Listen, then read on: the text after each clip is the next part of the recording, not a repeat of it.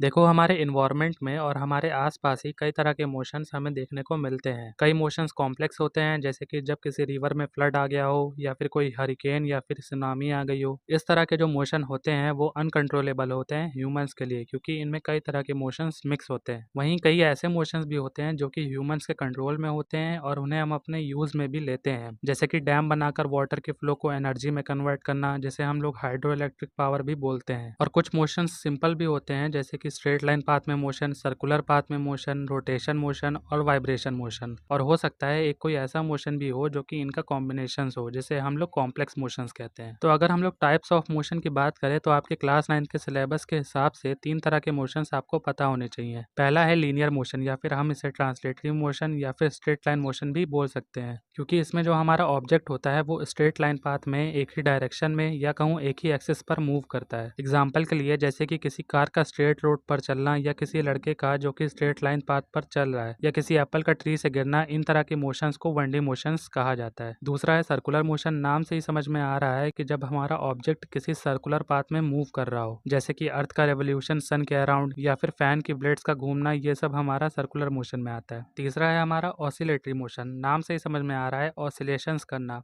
यानी जब हमारा ऑब्जेक्ट किसी मीन पोजीशन के अराउंड ऑसिलेट करता है उसे हम ऑसिलेटरी मोशन कहते हैं, और इसे हम लोग टू एंड फ्रो मोशन के नाम से भी जानते हैं। एग्जाम्पल्स में पेंडुलम का मोशन, या फिर जो प्लेग्राउंड्स में स्विंग वाला झूला होता है उसका मोशन, ये सब ऑसिलेटरी मोशन के अंदर आते हैं। अभी देखो ये मीन पोजीशन क्या होती है। बेसिकली ऐसी पोजीशन जिसके अबाउट हमारा object to and fro motion या फिर ऑसिलेशंस करता है। इसको आप ऐसे समझो कि जिस पोजीशन में आपका जो पेंडुलम होता है वो रेस्ट पर होता है, और जब हम उसे एक तरफ खींच कर उसकी पोजीशन को डिस्टर्ब कर देते हैं जिस पर वो रेस्ट पर था, उसे ही हम मीन पोजीशन कहते हैं। इसके बारे में आप आगे के चैप्टर्स में और हायर क्लासेस में डिटेल्ड में पढ़ोगे। तो इस वीडियो में इतना ही। आगे के टॉपिक्स हम लोग नेक्स्ट वीडियो में पढ़ेंगे। तब तक के लिए टेक केयर।